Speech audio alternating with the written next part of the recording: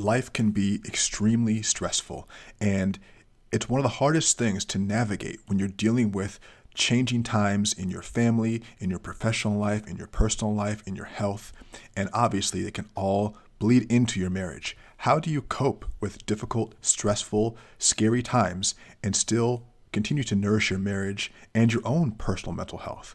Today's episode is all about how to navigate stressful, challenging times and come out on top in your life and in your marriage. Let's dig in. Hey, Strength of Seduction family, this is Daniel, and if you're listening to this episode, there's a good chance that you're already a Strength of Seduction customer. The reality is, most people purchased our Strength of Seduction workouts back during the pandemic because they were really fun to do in the house and they looked exciting, and you wanted to build intimacy with your partner. You wanted to build connection with your partner. But over the past few years, we've realized that just doing the workouts is really fun, it's engaging, and it's interesting, but it's not really what we were trying to get at with our programming. What we intended to do is to create something that would help you to transform your life and your marriage. And it's taken us a few years to figure out what exactly that means. And we didn't do it alone. We did it by talking to you. Over the past few years, we've talked to over 20,000 couples, Black couples in their 30s, 40s, 50s, 60s, even 70s, who've gone through it all, who've seen the ups and downs of life, who've gone through all the struggles, who've actually achieved happiness. And what we learned was really shocking. We learned that there are 4 key elements that all relationships must have strong. They must have on lock in order to make that relationship thrive. And we took those 4 elements and we designed a program around those elements to help support Black couples in a way we've just never seen done before. And what we came up with was called Love and Legacy. And it's the first and only program in the world created from speaking privately with thousands of couples just like us about the biggest challenges in our life and relationship. And it's actually a proven system designed to help Black couples upgrade our life and our marriage. Now, this is not open to the public yet. If you're listening to this, like I said, you're most likely already a member of our community. And that's why we'd like to tell you about it first. You can apply and you can learn more at strengthofseduction.com/legacy. This is a private page. And I look forward to hearing from you because the reality is there isn't a lot of talk about what makes our marriages work, what makes our marriages thrive. What I've seen when I'm doing my research is that there's still a big stereotype that our marriages don't last, they don't work, that they're non-existent. And that's certainly not the case. In the Love and Legacy community, we have members who've been married for 20, 30, 40 years, and they're still going strong. And yet they're still interested in learning more and digging deeper and showing up better as partners and individuals. So if that's you, go ahead and check us out, strengthofseduction.com/legacy to learn more about this new program that we're launching. And enjoy today's episode.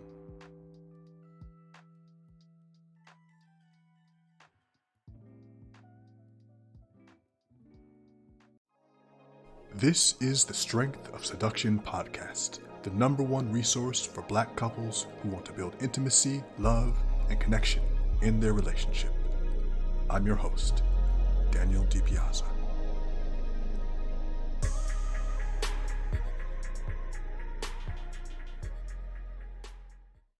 My friends, welcome back to the Strength of Seduction podcast, the #1 resource for Black couples who want to build love, intimacy, and connection in their marriage. I'm your host, Daniel DiPiazza. Now, if you're new here and you're watching this on YouTube, make sure to like and subscribe and hit that bell for updates. If you're listening to this on your favorite platform like Apple or Spotify, make sure to subscribe and leave a review. Every review counts, and we really appreciate it.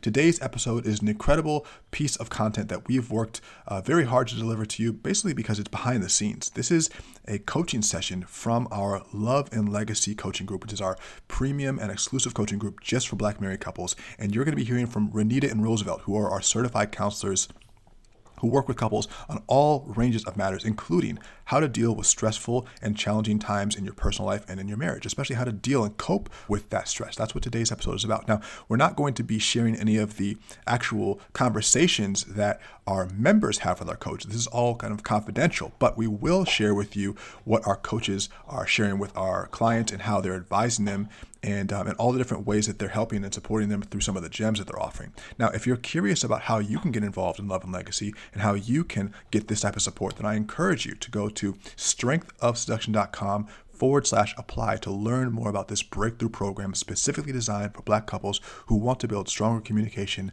better health, deeper intimacy, and create more money in their family. Just go to strengthofseduction.com/apply to learn more, and I'll catch you on the other side. Enjoy today's episode. We're going to talk about stress tonight and how we manage that. And particularly as couples, we've done a lessons a couple weeks ago about how we support one another. But the fact of the matter is that if we're alive, we are going to have the opportunity to encounter stress, whether it is with or between one another or with outside forces.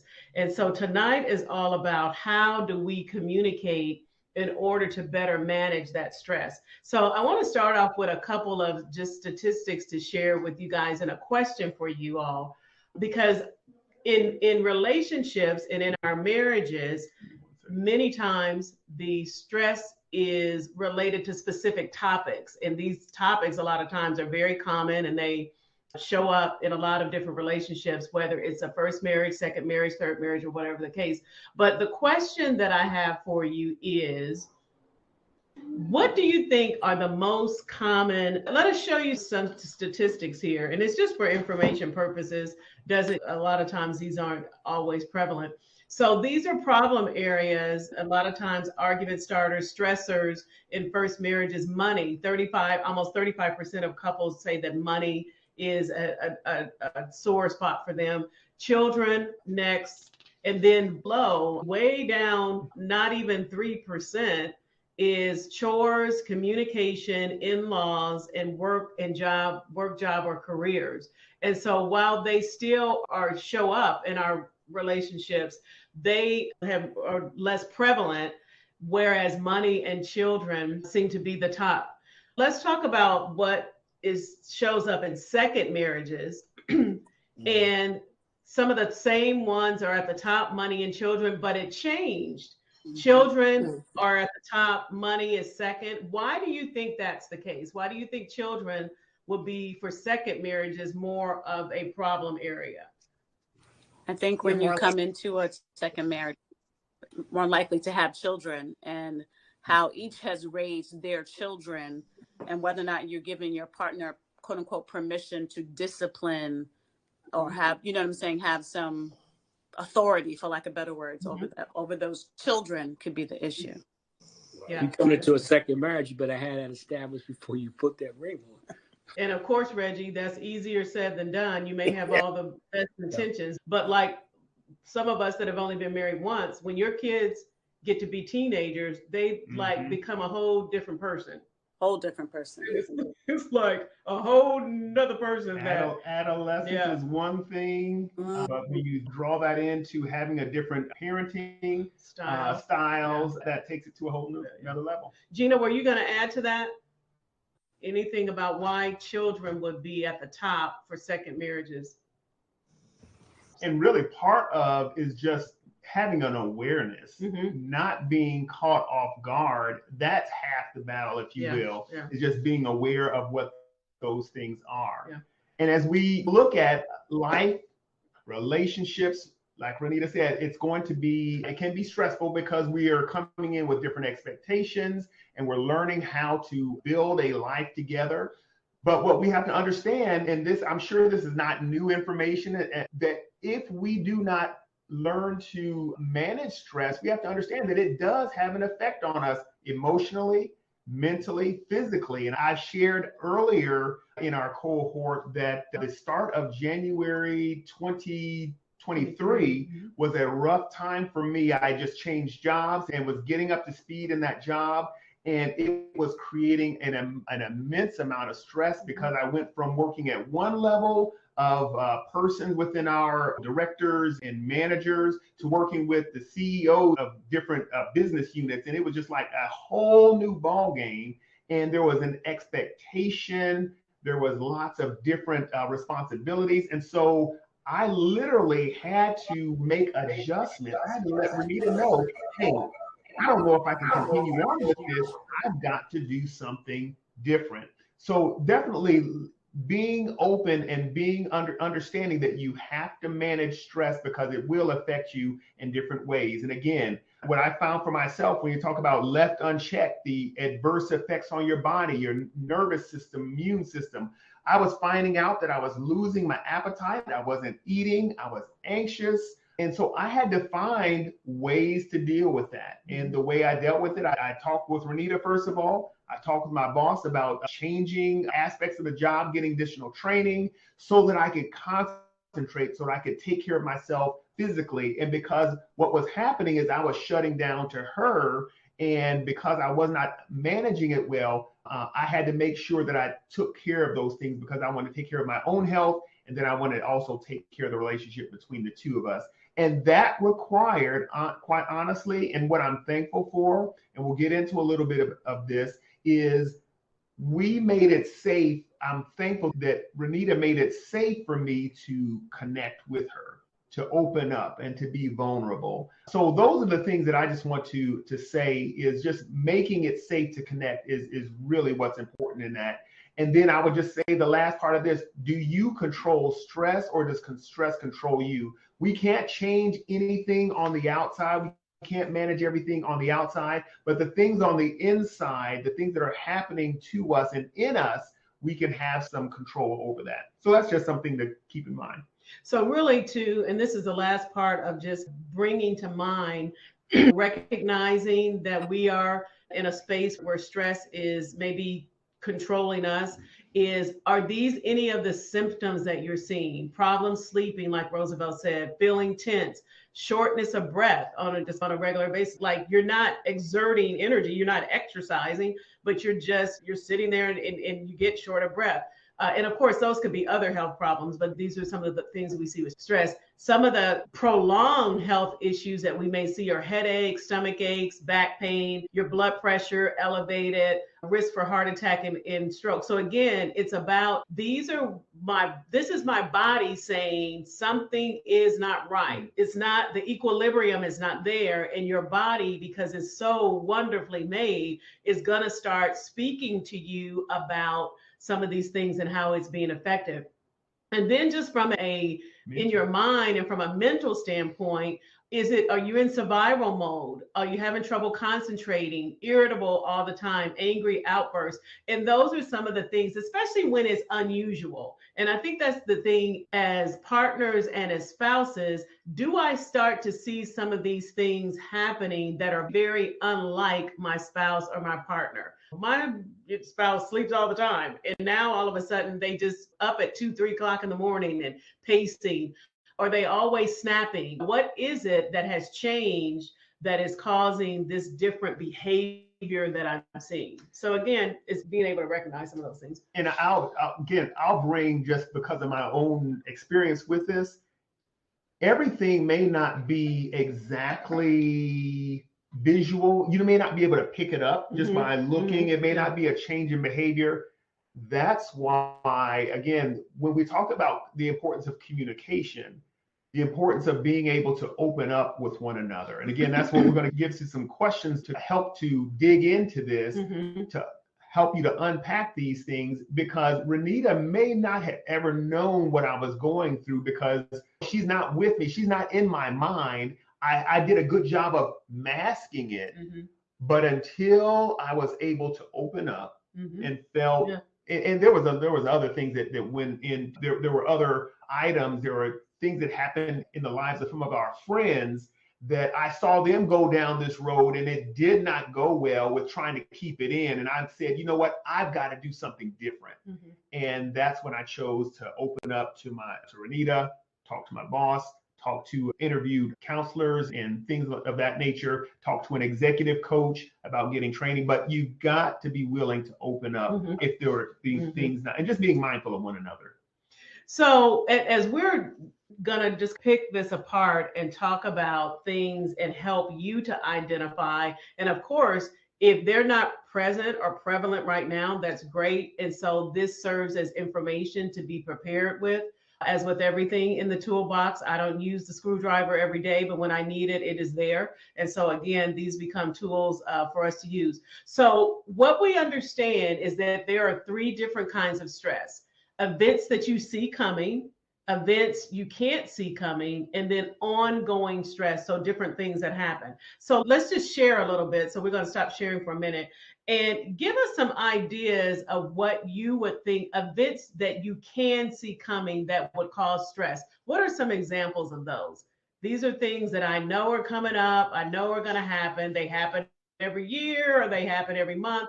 What are those that you see coming that can cause stress? No, I'll speak first. When I think about this, I think about anything that's possible upcoming stress seems to me more like a fear. It doesn't have to be something that happens, right? The thing I could think of that first comes to mind, because I know you said finances, or it's known finances are a big thing. Tax season is here. Maybe it's families might say, you know what, tax season is coming around. We're going to have that talk. It's not going to be nice, blah, blah, blah.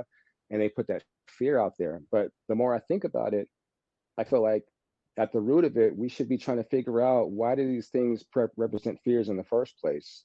And how do we possibly attack them from that so that they don't have to be an issue that we even come up to? Yeah. That's good. Good point. Good, Kari. That's good. Good. And a lot of, I don't know if you've ever heard the acrostic for fear, false evidence appearing real. And sometimes it'll lean in that and we'll take it totally to a place where it's not even real. But we've imagined it and it's become so vivid and we've given it so much life that now it is real. I saw somebody type in the chat holidays and parties, and that when there are family issues or conflicts, those things, when Christmas can be stressful, a point of stress for some people. Yeah, I can. Yeah. And particularly around holidays, if you've had someone very close to you die in holiday, especially the first holiday after that person is gone on.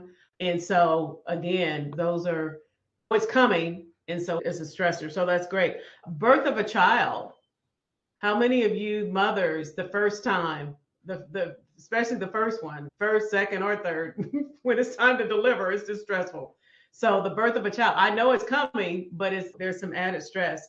Starting a new job it's coming. I'm excited, but there's still stress related to it. And then you guys mentioned the holidays or birthdays. I think also Hector said travel. Yeah. Although how many of you have gone on vacation and said, then I need a vacation after the vacation because it was so stressful? Yeah. What about events you can't see coming? What are examples of those? Accidents, injuries. Yeah. Any kind of health-related issues. The kids getting sick, you getting sick. Yeah. Job loss. Death, child loss. Yeah, job loss, any kind of sickness. How about, you said, how about if you're a victim of crime? What about an economic downturn? I didn't plan, I wasn't even expecting. So those are things that I can't see coming. Layoffs. Yeah. I remember that was a big one for us when I was this wage earner, and they started coming around with there's going to be a 10%, 20% reduction in force. So there was a constant pain, constant demand for your attention. So let's take a look real quick on some of these things here, and we'll just show you what are the other things that we came up with. So we talked, the one that I just wanted to point out for ongoing stress, because we covered the other ones, was something that all of us are probably very familiar with is discrimination or racism, that we probably have experienced that at some point in our lives, just because people are people. But that can be something that is ongoing and seems like it just does not ever let up.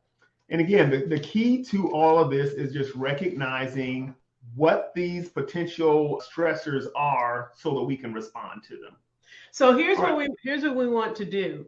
We want you now, whether it's on your phone or on a piece of paper, to answer some questions. And these are not, we're not necessarily going to share these in the group, but we want you to answer them for you guys to be able to share together afterwards. And then we're going to go over some ideas of how to deal with stress. But here's the first question. Of the three categories, events coming, events you don't see coming, and ongoing stress, which one of those causes you personally the most stress? Gave examples of those areas, but what seems to be the most pressing on you? The next question is, what emotions do you feel when you're stressed? We talked about a lot of times your body is telling you some things. And then we're going to talk about that next. But mentally, what are you feeling? Emotionally, what are you sensing? Sometimes you're afraid, sometimes you're just frustrated, sometimes you're just angry. So what emotions do you feel? And then the third one is,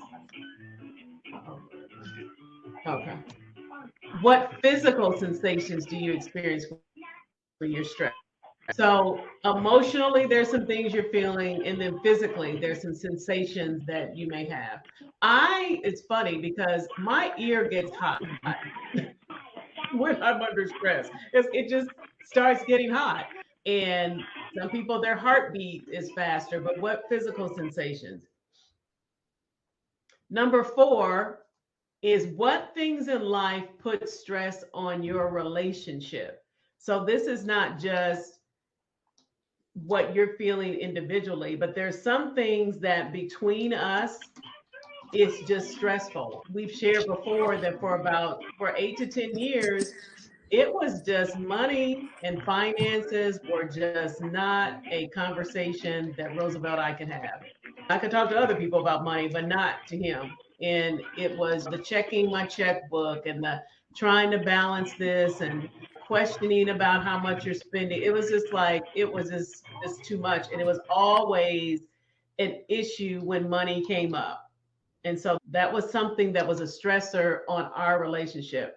And then lastly, how does stress impact how you act in your relationship?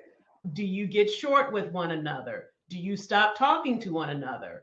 We were working with a couple last week, and the wife, she just nonchalantly was like, yeah, I put him back in the basement again. And we're like, and why? And she went on to explain that. And it was just, so this is your way of punishing. And that became part of what our session was about, is that her actions when she is not pleased and when they're stressed is to say, take your pillow and sleep somewhere else. And so is that kind of your go-to, that when there's stress between the two of you, this is how you act? These are really good questions to be able to go through to dialogue. If you haven't established that understanding, it's a good opportunity to open up, to create some transparency, to get to know one another, to learn how to be a support for one another. Again, some of this may be second nature to you, but again, until some of these things you may not have experienced, but these are the types of things that I think that really draw you closer when you find out that you're able to support one another during those difficult times. Mm-hmm. So we're going to jump, the last part of our session today for the last few minutes is we're going to talk about practicing 4 A's in order to manage stress. And interestingly enough, these are just very practical things that you can incorporate into your life, into your relationship when you're talking about dealing with these areas. And so the other part of what we want you to do when you talk about those 5 questions with one another is consider these 4 A's and how you can incorporate any or all of these into managing the stress that you identify in your questions. And so the 4 A's are avoid, alter, adapt, and accept. And so we're going to go through each one at a time. And you want to start? Yeah, sure. Yeah. So the first one is avoid unnecessary stress. And again, this is a big one sometimes it depends on your personality style. If you're like me, I am a person that loves to serve. I love to give. I love to be involved with projects. I love to volunteer. And so for me, I had to learn to say no. I have this certain capacity of time, emotional energy, and resources. And if it were up to me, Renita knows I will give away money like crazy to good causes. Mm-hmm. For people, I'm willing to give away money, again, to help people move or to volunteer for different projects. But what I notice is when I start taking on too much, it actually creates, and when I start feeling I'm getting shortchanged myself, it actually causes me to start to feel resentment. And the resentment begins to show up in our relationship because then I start to get short with Renita. I'm short with and when the boys were little, I would be short with them. And so what I learned I had to do is I had to learn to say no. I remember when we were at work and they were asking for people to support, I did IT support at Christmas time. Who's going to carry the pager? Who's going to be on call for Christmas? And when nobody raised their hand, I felt, okay, I don't want to put anybody in the bind, I'll volunteer. And so I did that at Thanksgiving. And then when Christmas came, nobody raised their hand. I raised my hand and then we were getting calls, and then it was causing all kind of stress in our home. Mm-hmm. So what I had to learn to do is I had to say no. I had to learn to do that and to say it with conviction, because I have to be mindful that there has to be boundaries. Yeah. And so you want to say no. Avoid toxic people as much as you can. Sometimes you can't do it if they're family members, but what I can do is I can limit the time that I actually spend with them. But look at avoiding family members, or let me say, avoiding toxic people. That's what I meant to say. Changing the environment, or have a different change of environment if you can. The best way you can change your environment, whether it is turning off distractions, going a different way to work. That was one of the things that I did when I had a 30-mile commute when we lived in Ohio. Rather than going down the highway, I would take the backcountry roads, and I would just take a drive home to help eliminate that type of traffic. So just bottom line is learning to avoid unnecessary stress. Your hot button topics, again, I would say this: you cannot necessarily avoid the topics altogether. Some of those things you do have to learn. If it's topics between the two of us, we may have to learn how to communicate more effectively with it. We had to learn how to communicate effectively with finances. That was something that we had to learn to communicate on, to find an approach to finances that work best for both of us. But so you learn to manage that. And then the other thing is too many things on your to-do list. For me, I've learned that my maximum A-list priorities are 3 in a day. If I go over 3, I'm not going to get them all done. And so what's going to start to happen is those things start to pile up, and it creates stress. Yeah. So again, the idea is learning what things I can avoid to offload some of the unnecessary stress. All right. The next A is alter the situation. So 4 things that we're looking at. Express your feelings instead of letting them bottle up. If you're of the personality type that generally likes to sweep things under the rug, or you know what, I just don't want drama, I don't want to get involved in it. It is finding ways to be able to express yourself in a healthy way.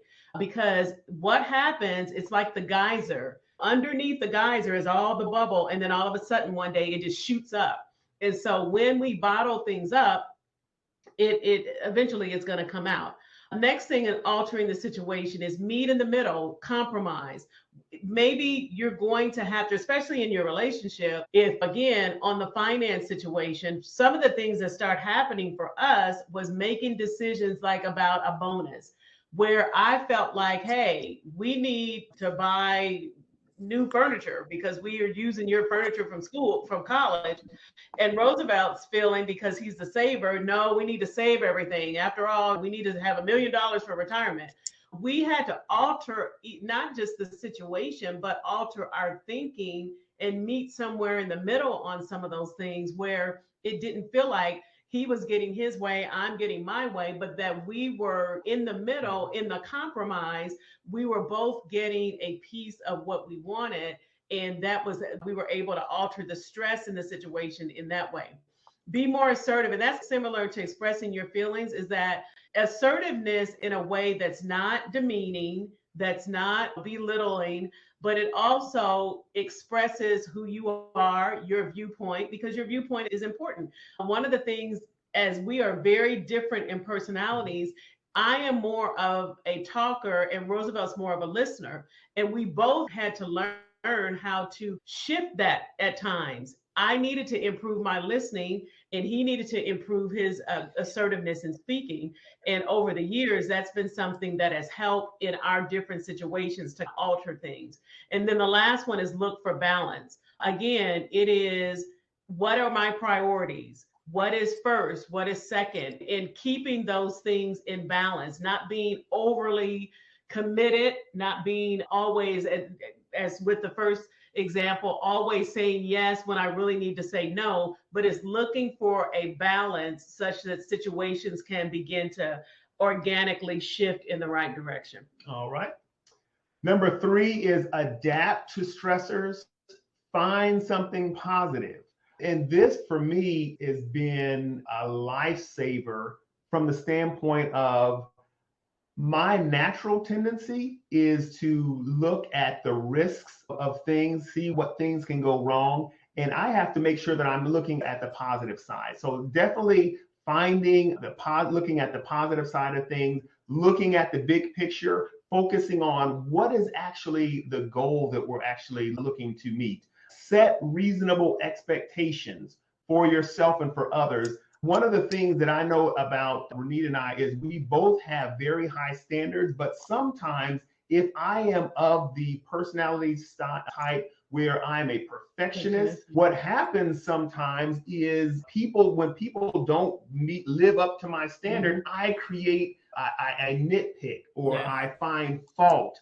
And what that does is, although you may be wonderful at the way you maintain the house or the way one of the things we early on in our marriage, the way you fold towels, I didn't know there was a certain way that you were supposed to fold towels. Oh, yes, there is. And that caused a huge amount of trouble. For me, it was making up the bed. It did, because I couldn't get the towels folded correctly. And so that would cause disagreements. And so basically what it is that set reasonable expectations so that you both can really get along. And then lastly, just be thankful. Practice an attitude of gratitude. And I said this to Renita just the other day. She knows my love language is words of affirmation. And I just noticed that she had just started complimenting me. She complimented me. I'm trying to think of exactly what she said, but we were taking a walk. Oh, I had painted the bathroom. That's what it was. I've been telling her I've been meaning to paint the bathroom, and I painted the bathroom. And several days later, she came by and said, "The bathroom looks really nice." I said, "Honey, thank you."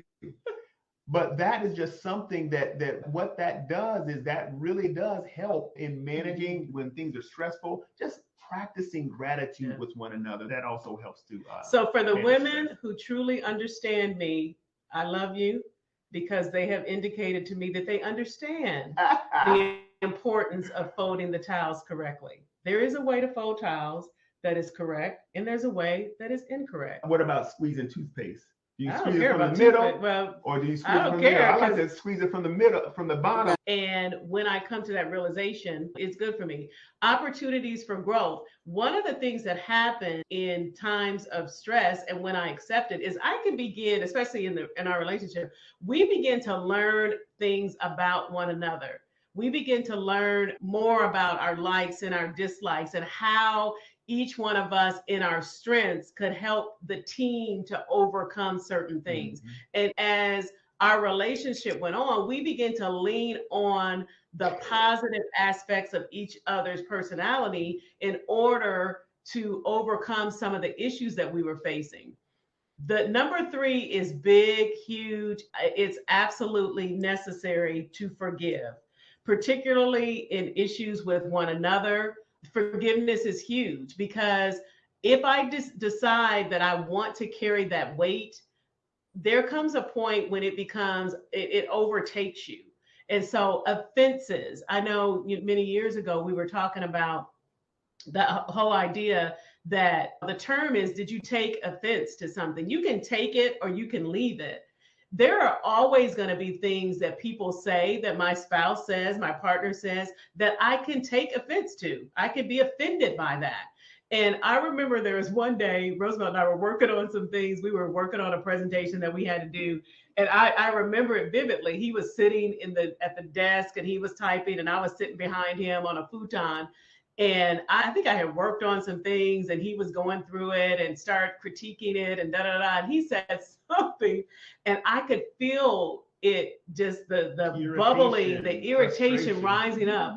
And I just said out loud, I am not going to take offense to that. And he never turned around, never looked, nothing. But I felt it rising up.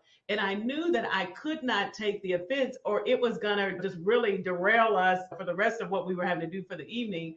And it was just a matter of making a conscious decision that what you just said hurt my feelings, but I forgive you for that. And we're moving on, and I'm not going to be offended by it. And that was a practice that really took some time to start doing that. But forgiveness, I don't know if you ever heard the old adage, forgiveness is like you taking poison, but expecting that the other person is going to die. I'm not going to forgive you. I just can't forgive you. That's it. They've gone on with their life and continue doing maybe what they've always done.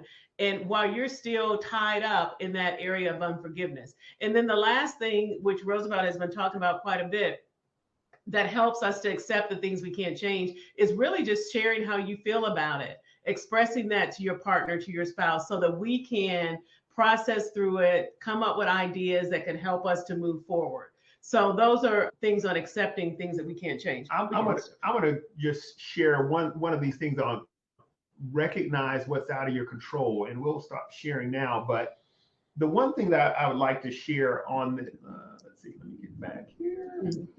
One thing I would like to make sure we talk about things that are outside of our control. We really do have to recognize, in reality, one of the things that is outside of our control is our spouse. I cannot control Renita. Renita can't control me. I can't change Renita. Renita can't change me. When we first were married, we were trying to change one another. I tried to suggest things that would change her, or I would make these suggestions, or why don't you do this? Why don't you do this? She would do the same with me. The truth of the matter is we can't change one another. And I'm going to put it this way, just because I might nagging, guilt tripping, that never changed anyone.